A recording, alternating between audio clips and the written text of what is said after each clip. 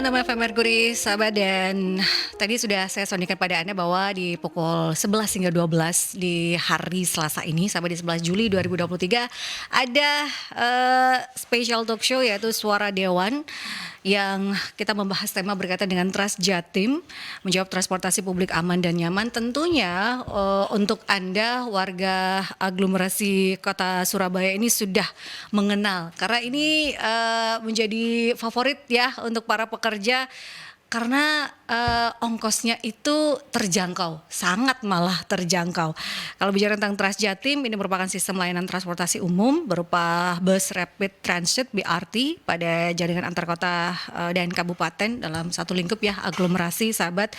Dan Dinas Perhubungan Kota Surabaya tentunya terus berupaya menyempurnakan program bus Trans Jatim, sahabat. Sudah ada koridor 1, rencananya akan ada koridor 2. Seperti apa sudah hadir di sini yang akan menginformasikan pada Anda, sahabat-sahabat Mercury. Tapi saya mengingatkan juga Anda bisa stay tune melalui streamingnya Mercury juga di aplikasi On Ears ataupun juga di websitenya Mercury di www.mercuryfm.id. Dan sahabat, Anda juga bisa bergabung bertanya bersama dengan narasumber di line telepon di 5620096 atau di WhatsApp call dan WhatsApp Messenger di 8173096. Saya sapa terlebih dahulu yang sudah hadir di studio, ada Ketua Komisi D DPRD Provinsi Jawa Timur, Dr. Agung Mulyono. Apa kabar, Dok? Baik, alhamdulillah. Selamat pagi, Mbak, dan seluruh warga Surabaya, Jawa Timur. Hadir kembali ya setelah lama loh ya, Dok. Kira kita ngobrol berkaitan dengan Trans Jatim yang saat ini boleh dikatakan jadi favorit ya dari para warga karena trending. Betul. Karena terjangkau sekali loh, Dok. 2.500 hingga 5.000. Ini kan waduh, ini melalui tol lagi ya, ada juga kepala dinas. Nah, jaraknya juga cukup jauh kalau kita bicara tentang jarak. Ada Kepala Dinas Perhubungan Provinsi Jawa Timur, Dr. Nyono STMM. Apa kabar? Baik. Terima kasih sudah hadir ya Pak, menyebabkan di sela-sela kesibukan dua orang luar biasa ini. Terima kasih Mas Nurul. Demi Mercury. Nah, demi Mercury supaya masyarakat juga lebih paham lagi. Ini loh ada yang bisa dimanfaatkan oleh warga aglomerasi Kota Surabaya. Karena kebanyakan warga Kota Surabaya ini bekerjanya di Surabaya, bekerjanya di pusat kota, tapi rumahnya jauh-jauh. Di Mojokerto, di Gresik, di Sidoarjo, ini ada transportasi yang boleh dikatakan nyaman ya, dimanfaatkan oleh warga dan bisa menjadi salah satu solusi untuk mengurangi kemacetan. Seperti itu ya Pak Nyono. Saya ke Antv, Mbak. Antv. Jadi aman, nyaman, terjangkau, puas. Wah, puas tuh kan, bukan puas tapi puas. ada buasnya gitu ya Pak. Ini yang sangat dinantikan oleh warga masyarakat ya, transportasi publik aman dan nyaman, terjangkau. Ini ditambahin lagi Puas. Antv. Puas. Pak Yono, ini terkait dengan Trans Jatim untuk sekarang ini ya, sekarang sampai dengan bulan Juli ini sudah melayani berapa wilayah atau wilayah mana saja? Iya, terima kasih. Pertama-tama saya perkenalkan, saya Nyono, Dinas Perhubungan Provinsi Jawa Timur, Kepala Dinas. Saya dalam kesempatan yang baik ini kami ingin menyampaikan kepada sahabat Mercury, pendengar Mercury, bahwa inilah program dari Bu Gubernur, Bu Khofifah Indar Parawansa yang mengkonkretkan Nawabakti Satya keempat, Jatim Akses. Jadi Jatim Akses itu bukan hanya gaung aja, tapi dikonkretkan oleh Ibu Gubernur Jawa Timur, Ibu Khofifah Indar Parawansa dalam program layanan angkutan umum berbasis bus yang namanya Trans Jatim. Inilah nanti kita seiring dengan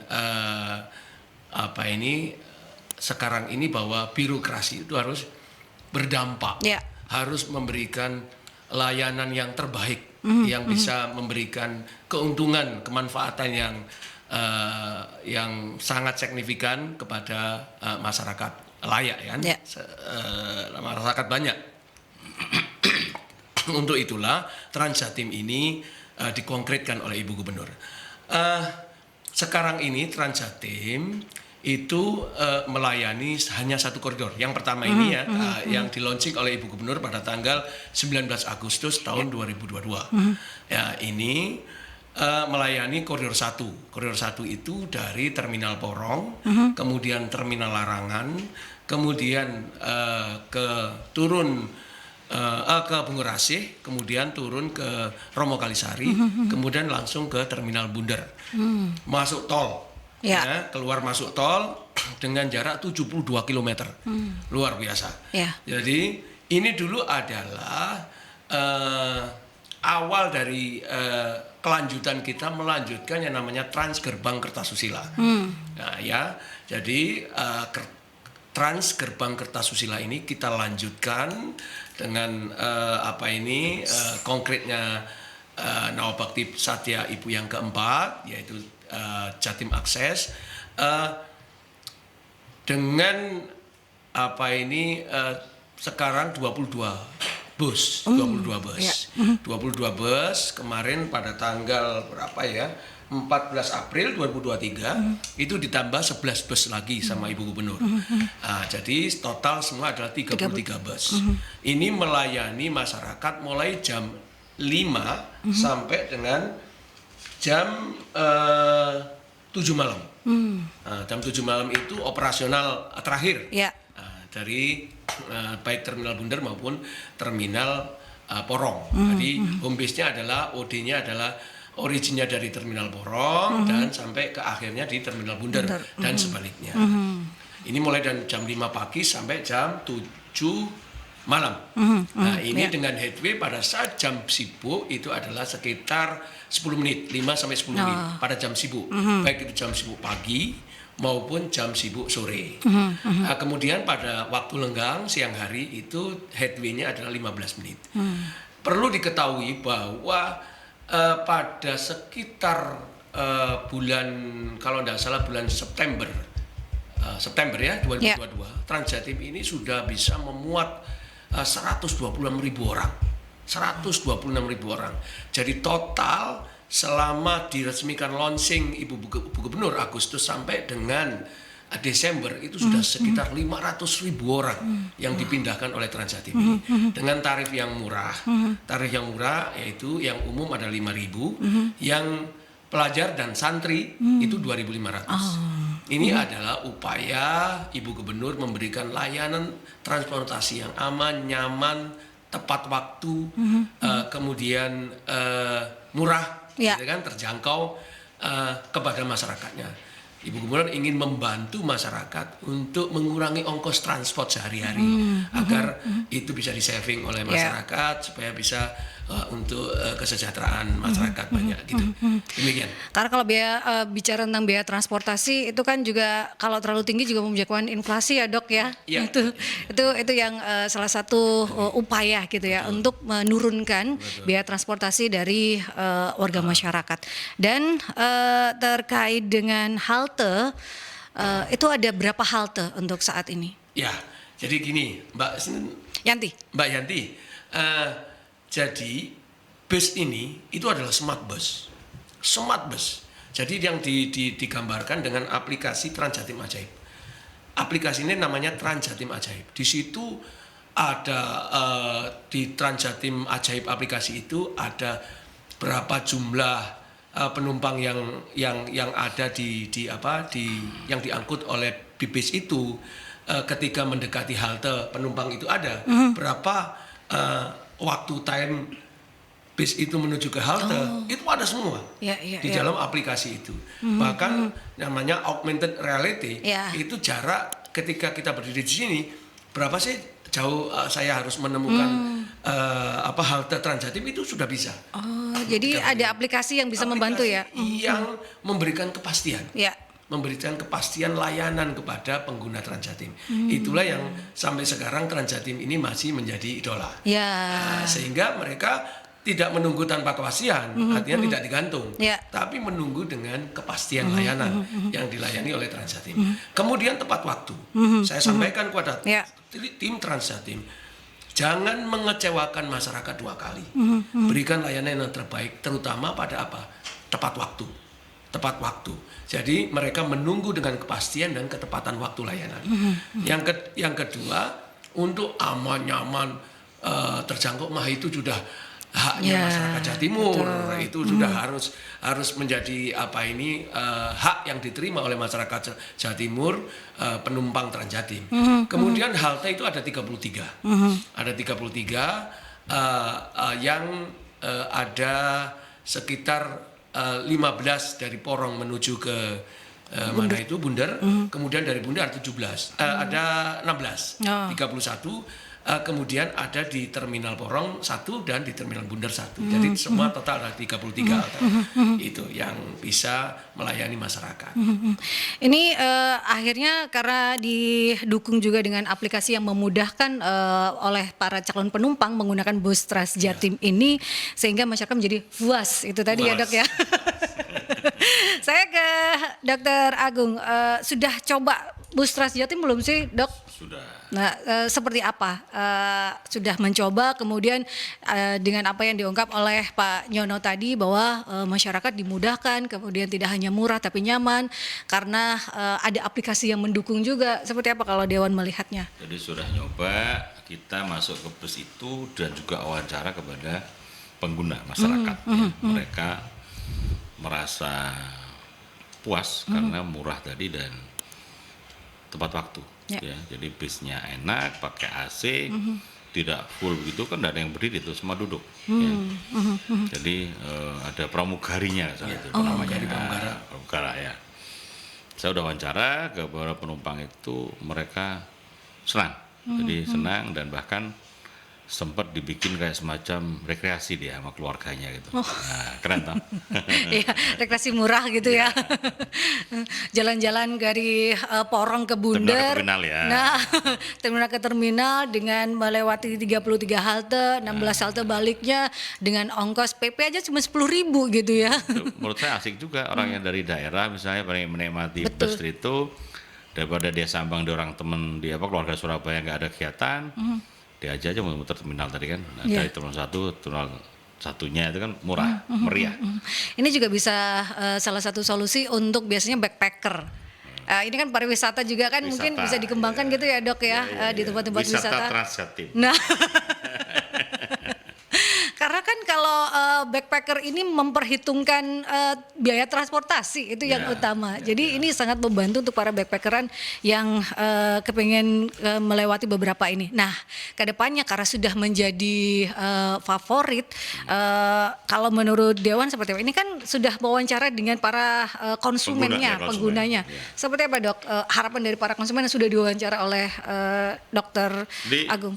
mereka berharap ini pertahankan bahkan ditingkatkan.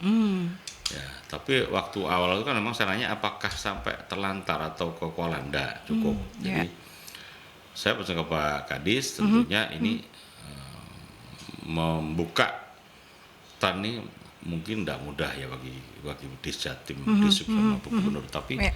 mempertahankan ini menjadi tetap baik begitu tadi, aman, nyaman, terjaga, puas tadi kan tidak gampang. Nah, itu penting, itu dulu pertahankan dan kembali jangan ada yang kecewa mereka.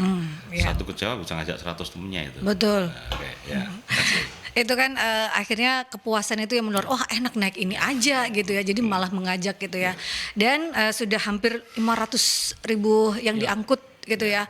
Dan dari 33 bus ini akankah ada penambahan lagi karena kepuasan supaya puas ini tadi kan. Seperti apa Pak Yono? Ya, jadi kita juga matur nuwun, terima kasih kepada Pak Agung, Ketua Komisi D yang sudah meloloskan anggaran, mendukung anggaran Transjatim ini. Nanti di tahap yang tahun ini juga akan ditambah juga oleh Pak Agung, itu 2 koridor lagi. Dan nanti kita punya 3 koridor. 3 koridor.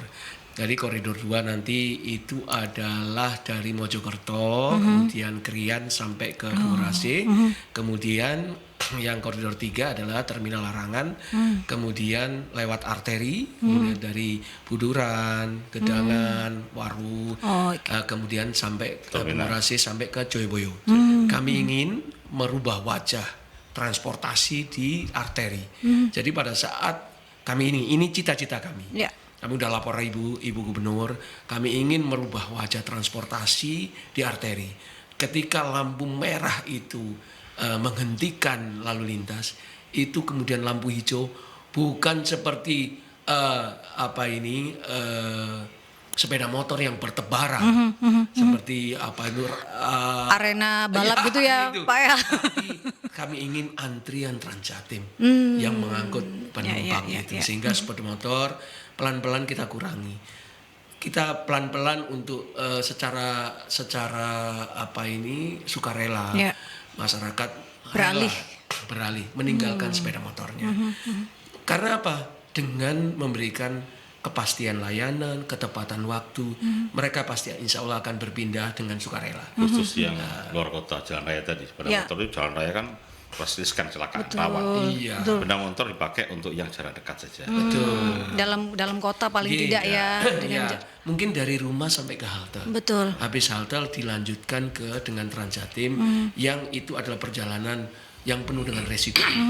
Jadi kami mohon izin Pak Agung, kami ini merasa punya beban terhadap masyarakat Jawa Timur yang sekarang ini 10-15 orang meninggal tiap hari, dan itu 78% itu dari pengendara sepeda motor.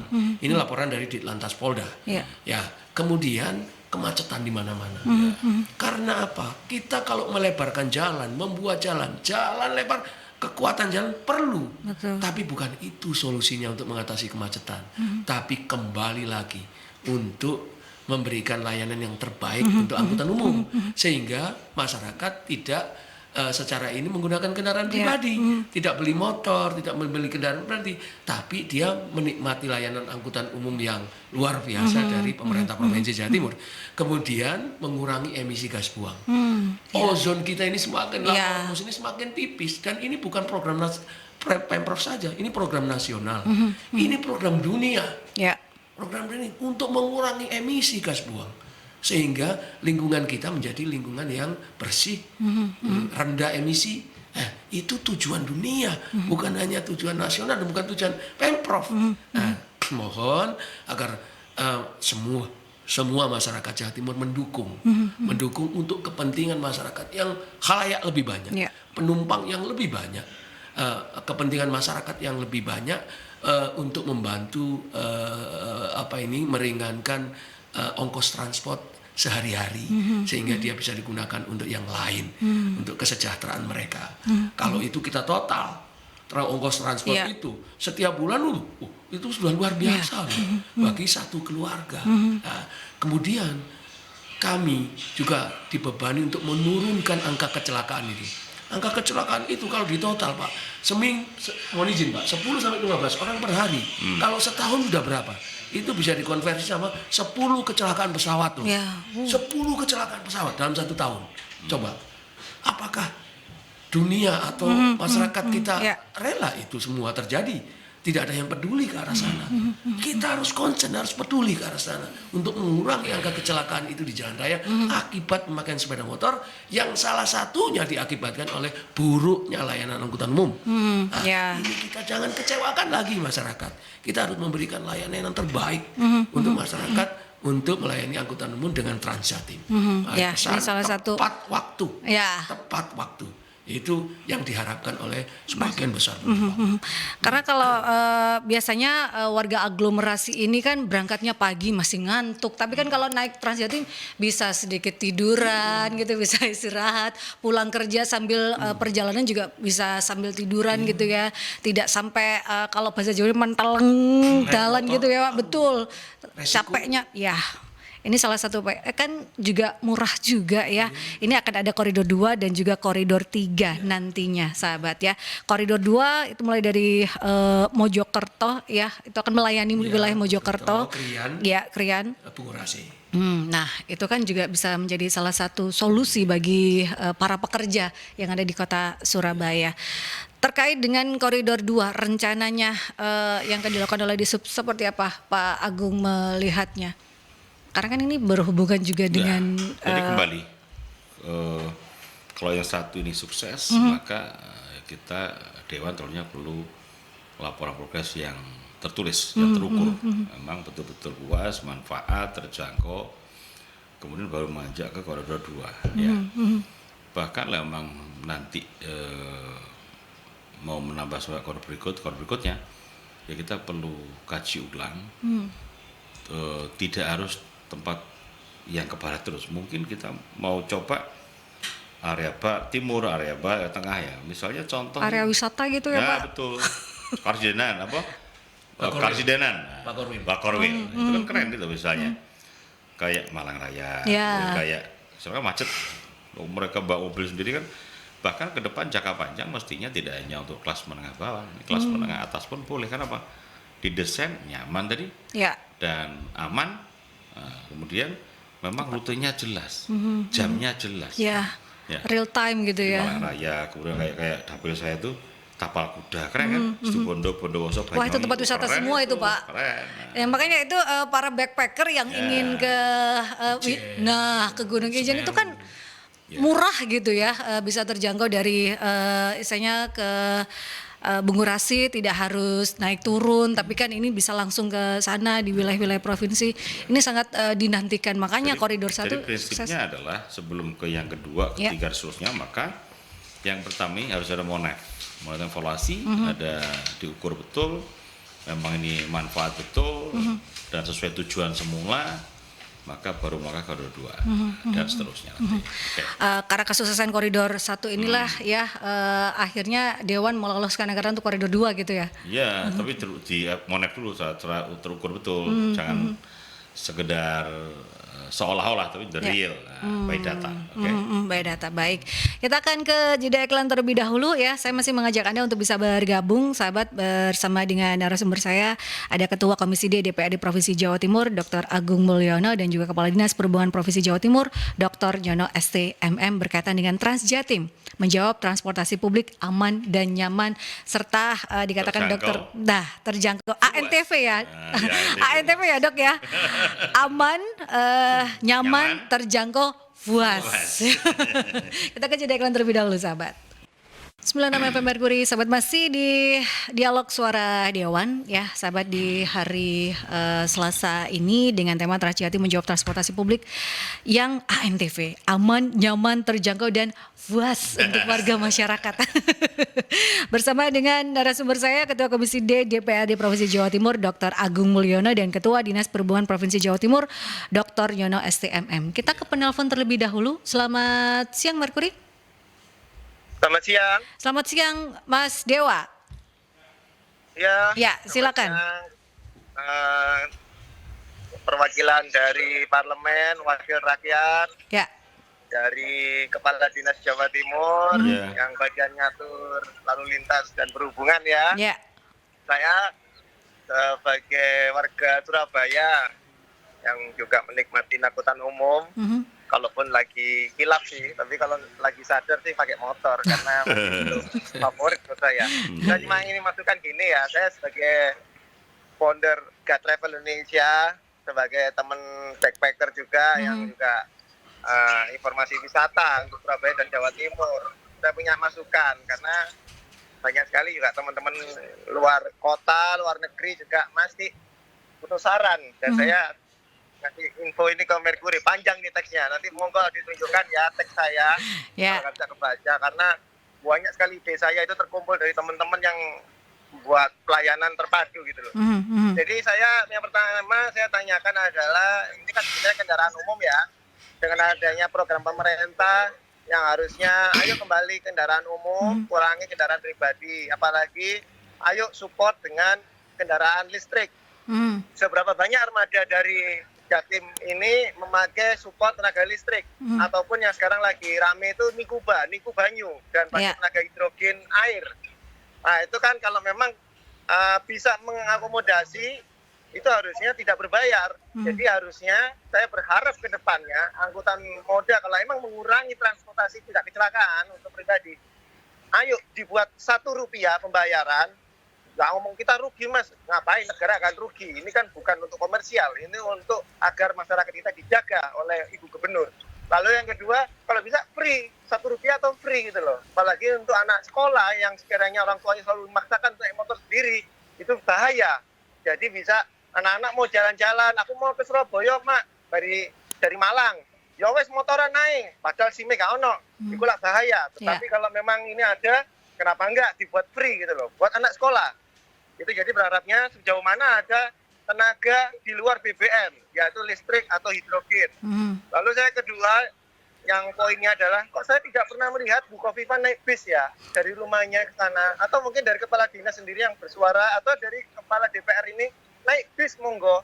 Jadi kalau pengusaha, pejabat naik bis, masyarakat yang mau flexing, mau pamer BMW atau merek-merek yang mahal, waduh rek, pejabatnya numpak iki, ya ayo kita naikin aja yuk, ayo kita ramekan bis kita. Itu menjadi contoh, tapi bukan pencitraan ya, kalau bisa beberapa kali, nggak harus sering, tetapi menunjukkan seminggu 3 kali, pejabat-pejabat ini naik bis. Nggak usah rame-rame sih, sendiri, nyamar nggak masalah. Seperti saya lihat Pak Arif Affandi, sering banget nyamar gitu loh, walaupun dia nggak pejabat-pejabat, tapi saya ketahuan, Pak, ngapain Pak nyamar? Wah, Anda tahu saja kalau saya naik sini.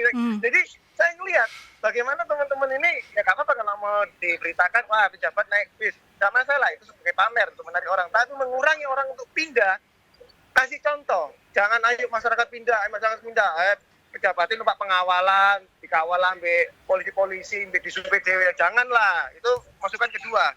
Lalu yang ketiga, saya berharap ada koneksi antara bis Surabaya dan Jatim Transport. Kadang banyak orang, Mas, ini kok tiketnya nggak bisa terusan ya? Ya nggak ngerti Bu, lagi pemerintah kota, beberapa provinsi kata jotaan ya, harusnya kan pakai tiket terusan. Tiket terusan itu saya habis naik bus Surabaya, boleh nggak aku naik ini?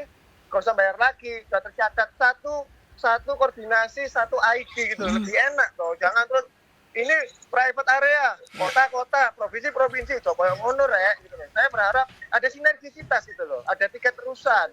Lalu di halte itu ada pelayanan UMKM. Contoh gini ya, orang sambil nunggu dikasih aja box untuk penjualan yang pakai mesin penjualan kayak biasanya ngeluarin soft drink, ngeluarin apa itu yang snack-snack itu dalamnya UMKM. Itu bisa mendorong teman-teman UMKM di situ promosi di haltenya. Kalau nanti rusak Mas, nanti ada vandalisme, kasih ono CCTV, kasih ono bottom tombol yang mana nanti ada pengunjung yang lihat, waduh kok dirusak di tombol tek. Di CCTV akan ngarep, wah ini oknumnya, oh ini ada kejahatan. Jadi berharap ada seperti pelayanan, kita nunggu gak panas-panasan, yang terbuka sampai sekarang itu sudah datangnya kadang gak cepet. Non saya usah gak mau jemput di koridornya, ada itu memang masih. Kadang ini jam berapa ya kok gak naik, tapi sekalinya datang dempetan kayak gandengan, 3 seruntut langsung, padahal di belakang kosong sendiri. Itu kenapa ya kok begitu ya caranya ngatur? Dan berharapnya di halte ini ada ber-AC, ada colokan charger, ada LCD TV yang bisa informasi pariwisata Jawa Timur. Ya. Gak usah panjang-panjang, satu menit atau setengah menit, 60 detik gitu ya, apa 30 detik. Itu gak apa-apa, seperti pakai TikTok video gitu. Jadi akan ngerti, oh habis itu kita mau ke sini, oh di Surabaya ada ini, oh Jawa Timur ada ini ya. Itu, kalau takut rusak, kasih aja CCTV, akan ketangkep. Ada ngomong, kita kan nanti rusak gini ya udah kalau gitu kerjasama dengan brand iklan, mereka suruh bikinkan, nanti tinggal diakuisisi sama Jatim. Seperti contoh bantuan bis yang biasanya untuk transportasi kan ada kan dari bank ini, tapi kan apa punya Jatim, kenapa nggak suruh bikin halte diserahkan kepada swasta? Mungkin pertanyaan sebagian itu dulu. Kalau mungkin next saya minta hearing atau ketemu sama kepala dinas atau sama ketua DPR, monggo, ayo kita hearing, kita buat Jawa Timur lebih maju. Selamat pagi. Selamat pagi, terima kasih Mas Dewa. Ini diborong pertanyaannya. Ini yang pertama karena Mas Dewa udah naik belum? Ini kalau pengalamannya tadi sudah di haltenya dan menunggu mencoba, sudah pernah kayaknya Dok. Berkaitan dengan seberapa adakah kendaraan listriknya dari Trans Jatim ini, Pak Yono? Iya, terima kasih. Masukan dari Mas Dewa luar biasa. Ini juga bagian dari inspirasi kami yang akan kita tampung dan sebagian sudah kita laksanakan. Kalau kendaraan listrik masih belum. Karena sekarang kondisi investasi di kendaraan listrik juga masih mahal. Jadi kendaraan listrik yang 2/3 itu investasinya hampir 2,5 M. Dan ini sangat memberatkan dari pihak operator. Sementara kita pakai mesin dengan rendah emisi, rendah emisi sehingga emisi gas buang yang dikeluarkan oleh bis kita itu semakin terukur ya, tidak banyak gitu, tidak semakin memperburuk kualitas udara kita. sepanjang nanti investasi di kendaraan listrik itu menjadi murah dan itu bisa kita jangkau, kami semua ingin bahwa semua infrastruktur adalah green infrastruktur. Ya. Apa yang kita lakukan tadi, yang di awal tadi kami juga ingin mengurangi emisi gas buang untuk menciptakan lingkungan kita menjadi lingkungan yang sehat, yang tidak tercemari oleh banyaknya emisi gas buang. Itu juga menjadi tujuan kami akan mengurangi kendaraan pribadi yang masing-masing itu mengeluarkan gas buang, mengurangi emisi. Jumlah sepeda motor yang sekian merakyat itu mengurangi emisi gas buang itu dengan angkutan umum ini, agar mereka kita kumulasikan menjadi suatu angkutan massal sehingga semua masyarakat tidak menggunakan dan berkontribusi mencemari udara. Inilah tugas kami, tapi pelan-pelan. Kalau kendaraan listrik ini masih bisa kita jangkau nantinya, pasti. Karena tujuan awal kami adalah mengurangi emisi gas buang. Itu pasti akan kita lakukan. Nah, kemudian untuk pelajar gratis, kalau menurut Dr. Agung, memungkinkan nggak sih untuk Trans Jatim ini dibuat gratis untuk para pelajar? Kalau menurut hitung-hitungan dari Dewan, seperti apa, Dok? Rp1 tadi ya? Ya. Jadi yang pertama tadi kita jawab, Mas Dewa, kita DPR sudah pernah merasakan bus itu, bahkan dengan Bukoviva itu kita coba. Koridor 1 itu ya, Dok ya? Yang kedua, jadi apapun ya, artinya ini kan pakai anggaran ya. Yang kedua adalah ada aspek edukasi ya. Memang gratis itu kadang baik, kadang ya kurang baik ya. Betul. Jadi tentunya nanti secara teknis yang jawab Pak Nyono ya, karena ini perkara rupiah. Tapi dari animo masyarakat dengan 5.000 dan 2.500 itu mereka udah merasa murah dibandingkan dengan transportasi yang selama ini dia gunakan. Ya. Kita bertahap. Jadi menurut saya adalah yang paling penting nanti. Makanya saya bilang tadi ke Pak Kadis, Monef ke depan mau nambah koridor Monef. Ada kuesioner masyarakat. Jadi kita melihat kebutuhan pelanggan, ya surveinya begitu. Nanti kita lihat berapa yang minta gratis, berapa yang minta sudah mulai manfaat dengan sekian ini. Nah, bahkan berapa yang minta naik, nanti muncul kan. Kira-kira itu pertanyaannya ya. Jadi intinya sana. Yang penting ini bisa berjalan optimal, bisa digunakan dengan baik, dan disub bisa mengawal dengan baik sesuai tujuan semula, aman, nyaman, terjangkau dan puas tadi ya. Ditambah emang mengurangi emisi buang tadi ya. Sehingga itu semua perlahan akan dicapai, dan nanti tentunya kalau ada nambah koridor lagi ada tujuan lain lagi yang lebih maju lagi. Terkait dengan halte yang ada produk UMKM-nya, ini bisa nggak sih atau ada aturannya untuk halte sendiri kalau menurut Dr. Agung? Kembali step by step kita ya. Ini kan kita fokus ke Trans Jatim. Kemudian fokus ke tujuan awal dulu ya. Itu nanti aksesoris. Aksesorisnya adalah tentunya karena terminal itu adalah tempat berkumpulnya orang banyak. Mungkin saja nanti dibuka peluang UMKM untuk di sana. Dan tentunya dengan dibuat koridor disub, jangan sampai UMKM banyak tapi tidak dibutuhkan. Yang dibutuhkan di sana apa? Disurvei ya, butuhnya minum, snack apa, sehingga orang buka di sana kan tidak gratis nanti, sewa, sehingga tidak rugi. Tujuan kita baik, nggak didesain dengan baik, bisa-bisa juga fatal. Tergantung kebutuhan tadi sahabat ya. Tapi Dewan ini akan secara terbuka berkaitan dengan masukan, tapi dilihat terlebih dahulu, Monef terlebih dahulu ya. Tergantung permintaan dari warga masyarakat. Hari ini survei itu. kita. Nah itu yang akan dilakukan. Saya kembali ke Pak Jono, kalau bicara tentang tadi Rp1 untuk pelajar, tadi Pak Dr. Agung mengatakan tergantung nanti seperti apa dari disipnya. Itu memungkinkan nggak sih Pak? Ya, jadi kalau sekarang ini kita masih berbayar ya. 5.000 untuk penumpang, 2.500 untuk pelajar dan santri. Saya pikir ini sudah satu gebrakan yang luar biasa untuk bisa meringankan ongkos transport kita sehari-hari. Koridor kita yang harus kita layani itu jumlahnya semakin besar. Jumlahnya banyak yang harus kita layani. Masyarakat butuh banyak layanan. Sementara anggaran kita terbatas, ya kan untuk itu. Untuk itulah kita masih memberlakukan untuk berbayar, tapi jangan memberatkan masyarakat. Ya.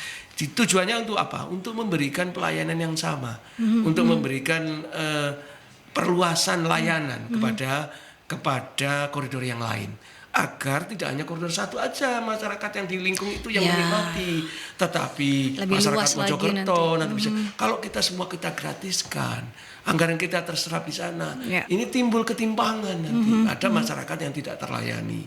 Itu pun kami juga dalam 5.000 itu kami mengembalikan apa yang sudah dikeluarkan Pemprov itu maksimal bisa minimal kita sudah kembali 30%. Kita optimalkan semua pendapatan di halte untuk iklan dan semuanya yang dilakukan oleh pihak ketiga langsung ke pendapatan asli daerah Pemprov gitu.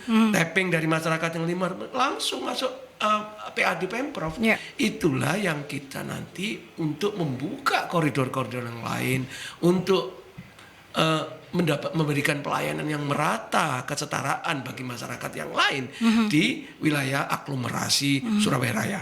Nah, ini penting Ya. karena kan tidak hanya ini nanti gratis semua. Ya. Ya, lihat kondisi ekonomi kita. Kalau uang melimpah ini Ya. kenapa tidak untuk masyarakat? Dan Betul. ini bagian dari layanan pemerintah untuk masyarakatnya. Saya pikir Tapi di awal diedukasi terlebih dahulu Iya, masyarakat itu ya, karena nggak harus awal langsung gratis, tapi diedukasi dulu bahwa ini transportasi yang terjangkau gitu, Iya. yang bisa jadi pilihan gitu yang ya. penting layanannya tepat waktu. Nah, real time. Memberikan bantuan atau keringanan ongkos transport yang signifikan untuk masyarakat. Itu. Ini lewat jalur tol loh sahabat ya. Tol itu kan bayar bukan langsung itu kan juga jadi Kemudian untuk Mbak Yanti untuk Ya. connecting. Tadi Ya, saya connecting. Mas Dewa, nanti di koridor 2 dan 3 ini dengan koridor 1 itu satu kali tapping. Ini masih di koridor trans ya. Satu kali tapping dalam waktu 2 jam itu masyarakat bisa kemana-mana ketika koridor itu.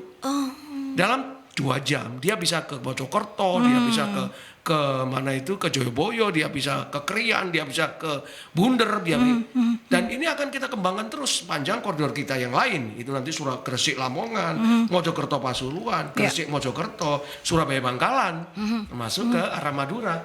Ini Ya. satu kali tapping dalam 2 jam, dia bisa kemana-mana ke koridor itu.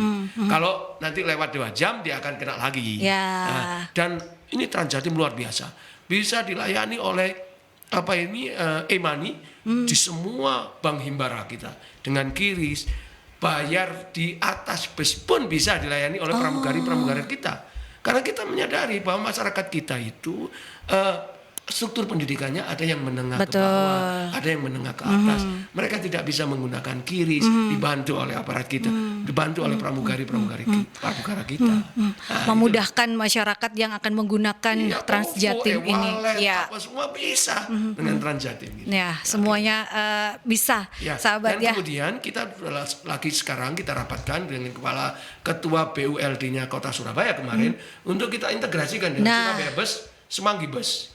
Ini sudah ke arah sana kita supaya nanti dalam aplikasi Transjatim Ajaib gitu ada pilihan penumpang ini yang mau yang sudah naik Transjatim, dia feedernya lanjut mau kemana? Oh, ya, Ke Surabaya Bus, ke Semanggi Bus, pakai Gojek, pakai AKDP, udah ada tampilannya. Ini nanti kita garap. Tapi semua adalah berproses. Ya, Tidak bisa betul. langsung. Nah, saya masukkan Mas Dewa luar biasa, menjadi inspirasi kami. Bahkan kita sudah kerjasama dengan UMKM. Nah, ini kendala faktor keamanan di halte-halte kita juga kita perhitungkan. Ya. Nanti supaya nanti tidak ada vandalisme, tidak dirusak orang, itu sudah kita perhitungkan. Bertahap ya, nggak langsung ujung-ujung langsung brek gitu ya. Karena kan harus ada mones tadi seperti yang dikatakan oleh Dr. Agung. Jadi tergantung seperti apa demand di masyarakat gitu ya. Ini ada pertanyaan dari Ibu atau Mbak Anita yang ada di Gresik. Untuk yang ke Gresik nggak ditambah lagi Pak bisnya, karena Mbak Anita ini saya naik malah sering berdiri. Tolonglah Pak ditambah, juga tolong ditunjang dengan angkutan yang mudah juga setelah turun Transjatim. Ini seperti apa? Ini permintaan dari para konsumen ini Pak Yono. Oke, terima kasih.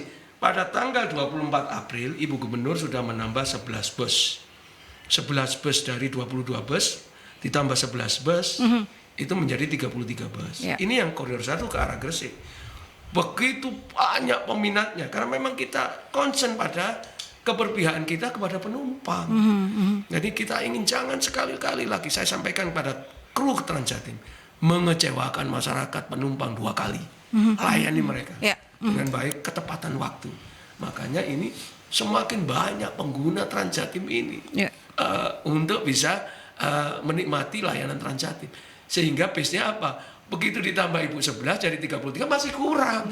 Karena minatnya ya, karena ini. masyarakat puas itu tadi ya. Puas. Dan kami ke depan akan merencanakan apa-apa yang bisa nanti itu kita kurangi subsidinya. Kita luaskan lagi layanannya Transjatim. Supaya tadi apa yang saya katakan, semua masyarakat di dalam aglomerasi Surabaya Raya menikmati layanan ini. Tidak hanya satu koridor. Tapi kalau yang sudah bisa mandiri, kita kurangi subsidinya. Agar beban pemerintah provinsi bisa kita alihkan ke layanan yang lain. Betul. Gitu. Nah, ini pertanyaan dari Mas Indra di Surabaya. Pak, munculnya bis Transjatim tadi dikatakan ada koridor 2 dari jalur Bungurasi Mojokerto. Ini kan nanti berdampak juga pada operasional bis yang sudah ada, semisal seperti bis ijo. Seperti apa tanggapannya, Pak? Apakah ini tidak akan tumpang tindih nantinya? Seperti apa? Nanti boleh Pak Agung juga menambahkan, Pak Yono terlebih dahulu. Jadi kita dalam memberikan operasional Transjatim, kita sama sekali tidak menambah trayek, tidak menambah izin trayek, tidak. Tetapi trayek-trayek lama yang tidak dioperasikan oleh PO yang lama, itulah yang kita operasikan. Jadi layanan itu yang sekarang ini mati, kita layani dengan baik. Karena itu perintah Undang-Undang 22 tahun 2009 masalah lalu lintas angkutan jalan. Pemerintah wajib menyediakan angkutan umum yang layak untuk masyarakat kebanyakan. Nah, jadi kita untuk trayek-trayek bis hijau yang tidak dijalankan oleh peraturan itu yang kita lakukan. Yang diisi oleh bus Transjatim gitu loh. Sopir-sopir yang kemarin itu sebagai supirnya bis hijau, kita rekrut menjadi supirnya Transjatim. Gitu. Jadi kita ingin mengakomodir semuanya, merangkul semuanya. Jangan adanya program ini membuat kecewa yang lain. Terutama bagi operator-operator yang lama. Ini harus kita rangkul semuanya supaya mereka bersinergi untuk mendukung operasional Transjatim ini. Di halte-halte pun juga kita ini kan di daerah di sekitar halte itu bisa berkembang menjadi pusat-pusat ekonomi, bisa bermanfaat untuk masyarakat di desa itu. Kita menggunakan mungkin di tanah kas desa yang bisa dipakai untuk menjadi penghasilan untuk desa. Sehingga menjadi penitipan sepeda motor atau park and ride di sekitar halte yang berkembang, dan ini juga bermanfaat atau membawa keuntungan bagi desa setempat. Ini juga player daripada multiplier dari pengoperasian ini yang membawa bangkitan ekonomi bagi koridor yang dilewati oleh Transjatim ini. Demikian. Nah, ini kan sesuatu hal yang naik daun itu kan pasti akan banyak angin ya Pak. Ini kan pro kontra di masyarakat pasti akan muncul. Kalau Dr. Agung menyikapi berkaitan dengan mungkin belum banyak yang paham bahwa ini ada jalur koridor-koridornya masing-masing gitu ya. Ada aturan-aturan yang memang dijalankan. Kalau untuk masyarakat yang masih saja belum paham berkaitan dengan bus Transjatim ini seperti apa? Karena kan pro kontra, karena ini naik daun gitu loh. Transjatim ini pasti kan banyak angin gitu Dok. Seperti apa Dok? Salah satunya hari ini kita di Mercury ini, ya kan? Ini sosialisasi, ya. Kemudian juga banyak event-event lain yang katakanlah Pak Disub menyampaikan hari ulang tahun apa gitu, dia sampaikan di situ, ya. Jadi dan sosialisasi ini ya kita ada radio SS misalnya yang di jalan mantau jalan itu sampaikan apa, ada Transjatim yang koridor 1, nanti ada koridor 2, dan ini perlu waktu. Dan saya yakin kalau Transjatim ini betul-betul sesuai tujuan dan beri manfaat masyarakat, pasti akan nyampe ke masyarakat. Kan penggunanya jelas. Betul. Sekian juta orang di sini. Nah, pasti karena ketok tular itu.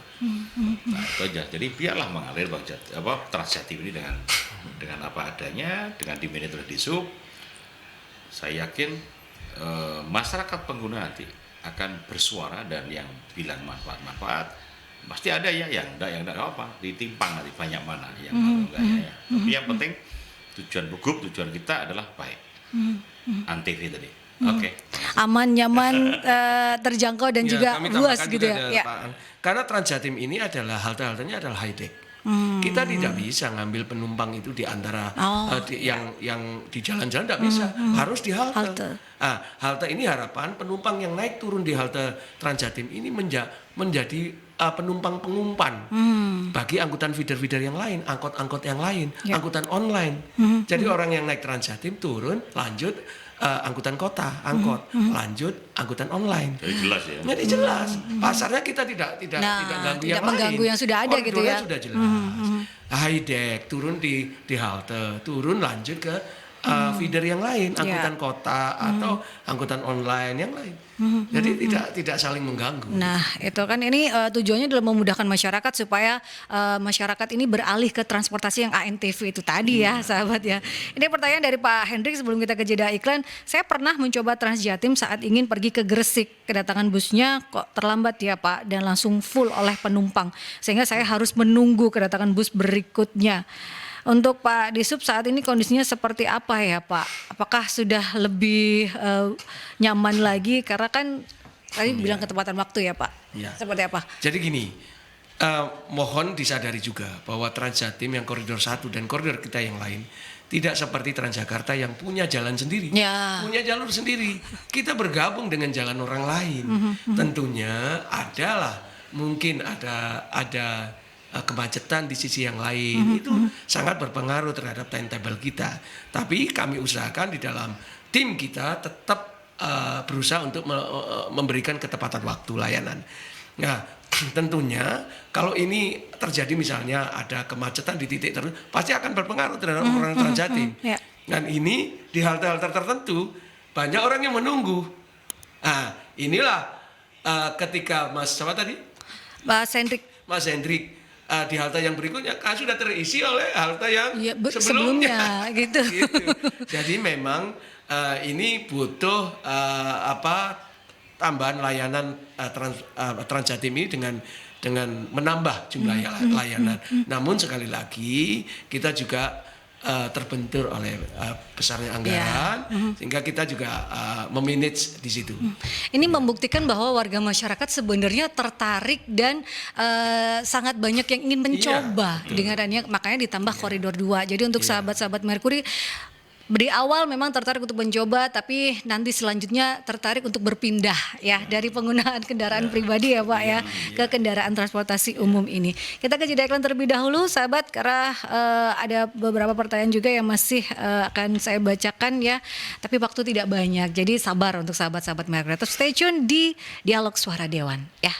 96 FM Merkuri sahabat ya, karena waktu sudah tidak banyak ya, dua narasumber saya ini karena sibuk sekali juga harus terus bergeser. Baik itu Dr. Agung Mulyono, Ketua Komisi D DPRD Provinsi Jawa Timur. Ini sudah menyempatkan hadir untuk bisa memberikan edukasi berkaitan dengan Transjatim yang menjawab transportasi publik aman dan nyaman, serta ada Kepala Dinas Perhubungan Provinsi Jawa Timur, Dr. Nyono STMM. Ini ada pertanyaan dari Pak Imam. Bagaimana dengan fasilitas yang ada di busnya? Apakah ada kontrol untuk para supir menghindari supaya tidak ugal-ugalan, Pak Nyono? Ya, terima kasih Mbak Yanti, Pak Imam. Kita itu di bis Transjatim itu ada smart bus. Ini bis yang sudah direncanakan oleh Bu Gubernur Jawa Timur, Bu Khofifah Indar Parawansa, itu bis yang smart bus. Kita bisa mengingatkan supir itu lewat sisi room kita, Jawa Timur Transportation Control Center. Pak supir, jangan ugal-ugalan, bisa. Penumpang juga bisa announce dari bis itu ke JTCC kita, bisa kedengaran gitu. Nanti bisa itu dilakukan. Kalau memang ugal-ugalan, diomongin. Kita juga membuka aduan juga secara online. Pernah 24 jam. Pernah kita lakukan Pak, agar itu kurang agak timetable Anda kurang sesuai gitu, agar mohon disesuaikan gitu. Bisa. Ini kita kontrol. Jadi satu layanan koridor itu ada koordinator layanan di JTCC yang tiap harinya kerjanya memantau daripada operasional Transjatim. Dan ini semua terekod semua di dalam bus itu. Jadi ada orang yang mau nyopet terus mau kelihatan. perbuatan tidak menyenangkan kepada wanita bisa terekod semua. Karena ada layanannya AI kamera, NTV gitu ya, ada Pak. inner kamera di sana. Itu ada. Ada audionya juga itu Ada ya. audionya juga. Kita ke penelpon terlebih dahulu. Terputus ya. Terima kasih untuk sahabat Merkuri yang sudah bergabung. Waktunya tidak banyak. Pas. Jadi mohon maaf untuk sahabat-sahabat Merkuri yang masih ada pertanyaan untuk dua narasumber saya. Nanti kita jadwalkan lagi untuk ngobrol berkaitan dengan Transjatim, bagaimana dengan koridor kedua, koridor ketiga, apakah ada rencana untuk di daerah wisata tadi ya, yang untuk di Tapal Kuda gitu ya, betul. Dokter. Itu kan jalur wisata, itu kan bisa jadi hal yang sangat dinantikan oleh teman-teman yang ingin berwisata gitu, dan menjadi daya tarik Jawa Timur nantinya untuk orang luar Jawa Timur bisa datang. Kita ke closing statement karena sudah tinggal 2-3 menit, Dok. Seperti apa? Ke Pak Nyono terlebih dahulu, nanti ditutup oleh Dr. Agung. Seperti apa Pak Nyono berkaitan dengan Transjatim yang menjawab transportasi publik aman dan nyaman bagi warganya? Kalau closing statement dari saya, segeralah download yang belum download Transjatim Ajaib. Segera coba nikmati layanan Transjatim ini gitu. Kami selaku Disub Jawa Timur ingin memberikan layanan transportasi ini secara smart. Kami melayani dengan hati. Kami mendengarkan semua keluhan-keluhan daripada penumpang, masyarakat Jawa Timur yang menggunakan Transjatim. Kami ingin berubah. Kami ingin melayani mereka dengan sebaik-baiknya, tepat waktu, aman, nyaman, terjangkau, dan puas. ANTV ya Pak, puas. Itu yang utama, kepuasan konsumen, kepuasan masyarakat, kepuasan yang melakukan atau menyelenggarakan transportasi publik ini. Seperti apa Dr. Agung? Oke, closing statement saya nomor 1 adalah Pak Nyono, Pak Kadis bikin 3B. Nomor 1 bikin Transjatim excellent. Yang kedua bikin masyarakat puas. Yang ketiga bikin Monef Triwulan sehingga itu nanti bisa terukur secara objektif. Ini bagus atau tidak, ini puas atau tidak, ini murah atau mahal akan terukur. Oke, makasih. Itu salah satu tugas dari Dewan ya, melakukan pengawasan berupa Monef itu tadi setiap 3 bulan supaya terlihat masyarakat seperti apa permintaan yang ada di masyarakat itu ya, apakah puas atau tidak gitu ya dengan segala layanan yang diberikan ya, dan jangan lupa download 3B itu Pak Nyono tadi. 3B ya untuk Pak Yono ya, bikin Transjatim excellent, bikin masyarakat puas dan juga bikin Monef Triwulanan Pak. Catatan ya Pak. Itu catatan untuk Pak Yono dan catatan untuk warga masyarakat adalah download Transjatim Ajaib dan coba ya di koridor 1 yang sudah ada. Kita nantikan koridor kedua dan koridor ketiga secepatnya ya Pak, untuk koridor kedua dan ketiga. Tahun ini ya kita tunggu sahabat ya koridor berikutnya dari Transjatim yang tentunya menjawab transportasi publik ANTV, aman, nyaman, terjangkau dan puas. Sekali lagi terima kasih untuk Ketua Komisi D DPRD Provinsi Jawa Timur Dr. Agung Mulyono. Terima kasih sudah hadir menyempatkan waktunya.